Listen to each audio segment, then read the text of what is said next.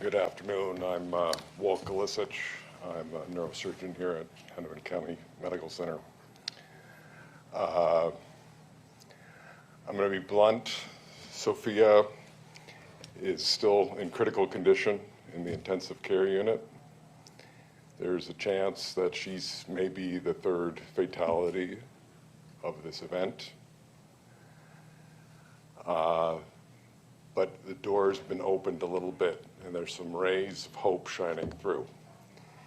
I first met Sophia on that fateful Wednesday morning when she was wheeled to the receiving area of the operating room, and I was told this is a 16-year-old who was shot in the head, and she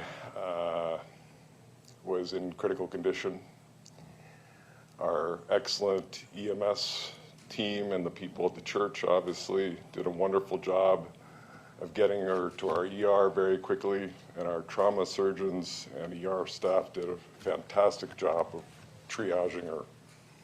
She made it up to the receiving area of the operating room in record time.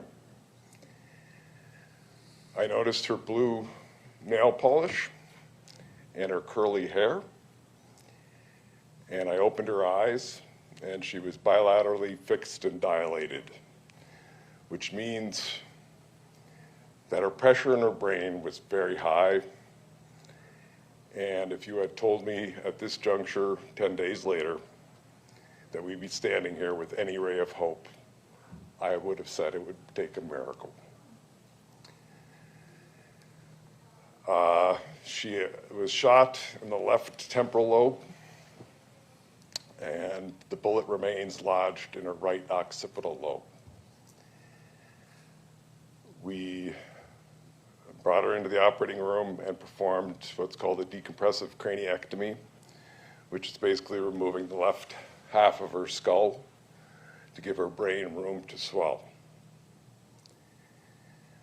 Unfortunately, the bullet path injured some critical vessels in what's called the Sylvian fissure, which carries branches of what's called the middle cerebral artery, which is a very important blood vessel.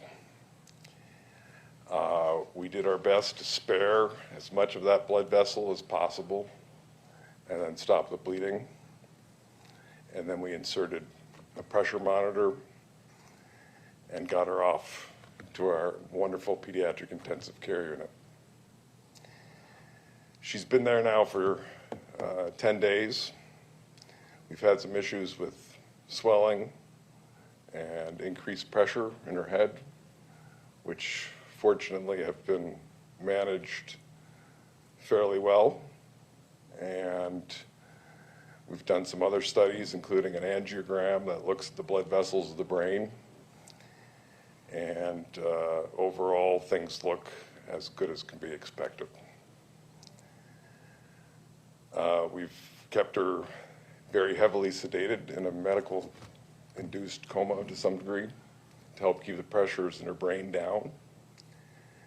Those pressures have remained in a relatively good range that we've now started to allow her to wake up a little bit more. And as I mentioned, there are a few rays of hope. She's very purposeful on her left side of her body.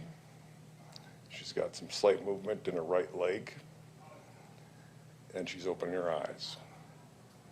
She's no longer fixed and dilated. The pressures in her brain are okay. And hopefully they'll remain that way. We've seen plenty of cases, especially in young brains, where the swelling is quite delayed and can get worse over time. But we're starting to get out of that worrisome window, but we're not out of it yet. It's day by day, and I can't tell you how this is going to end.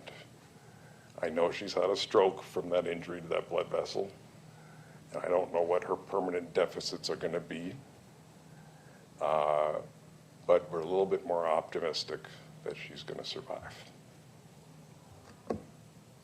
I'm going to hand it over to Sophia's dad, Tom Forchas, and I'd like to make my statement.